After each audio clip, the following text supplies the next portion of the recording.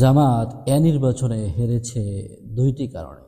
এক নম্বর কারণ হচ্ছে তারা নির্বাচনে কর্মী বানাতে অক্ষম হয়েছে। এই বাংলার প্রায় ৩০-৪০ হাজার গ্রাম আছে যেগুলোর মধ্যে জামাতের একজন মাত্র কর্মী নেই। এই ৩০-৪০ হাজার গ্রামের মধ্যে কিন্তু বিএনপির ডজনে ডজনে কর্মী আছে। এই সমস্ত এলাকায় কর্মী না থাকার কারণে এই এলাকাবাসীকে ওই সমস্ত বিএনপির কর্মীরা তারা চাপ দিয়া নানানভাবে কৌশলে হোক, হামলা মামলায় ধমকায় হোক, শাসন করে হোক, যেভাবেই হোক তাদের ভোটগুলা তারা নিয়ে নিছে। এমনকি তারা কেন্দ্র পর্যন্ত তারা নিজেরা পৌঁছায় দিছে। নিজেরা ওইখানে ভোট দিলে তারপরে তাদেরকে আবার বাড়িতে পৌঁছায় দিছে। ভোট দিতেই হবে, তাও বিএনপিতে। কিন্তু জামাতের বেলায় এটা নয়। জামাতের যে সমস্ত ভোটার আছে তারা নিজেদের কর্মী খুঁজে পায় না। এমনকি তারা ভোট দিতে যে যাবে সে সৎ সাহসটাও তাদের মধ্যে ছিল না।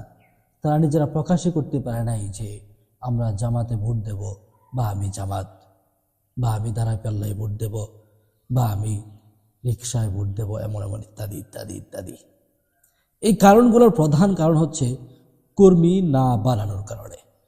যদি এমন সময় জামাতের ওই সমস্ত এলাকায় কর্মী থাকতো তাহলে ওই সমস্ত এলাকাবাসী সাহস পেত, তারা জামাতে ভোট দিতে উৎসাহিত হতো, তাদের কাছে প্রচারণা চালানো যাইত।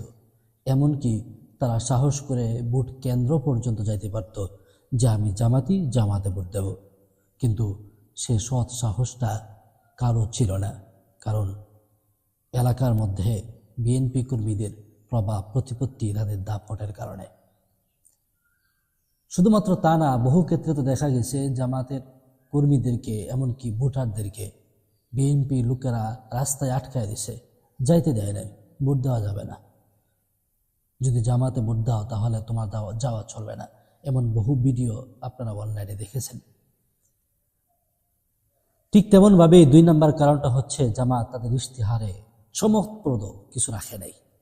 তারা যদি ইশতেহারে চমকপ্রদ, যেমন বিএনপি রাখছে যে তারা ফ্যামিলি কার্ড দেবে, তারা ভাতা দেবে, তারা প্রবাসী কার্ড দেবে, ইত্যাদি ইত্যাদি ইত্যাদি ইত্যাদি, এই সমস্ত লোভনীয় ইশতেহার বিএনপি যেমনভাবে করছে, জামাত যদি তাদের ইশতেহারে এমন লোভনীয় কিছু রাখত তাহলে জামাতও পাশ করত।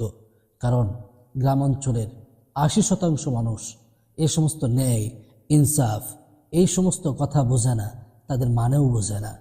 সুতরাং তারা বোঝে আমি কি পাবো, আমার পরিবার কি পাবে, নিজে কি পাবো, নিজের পরিবার কি পাবো, তারা এটা চিন্তা করে।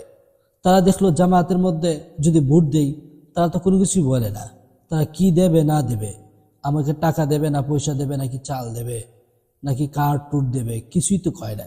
সুতরাং আমি ওইখানে ভোট কেন দেব?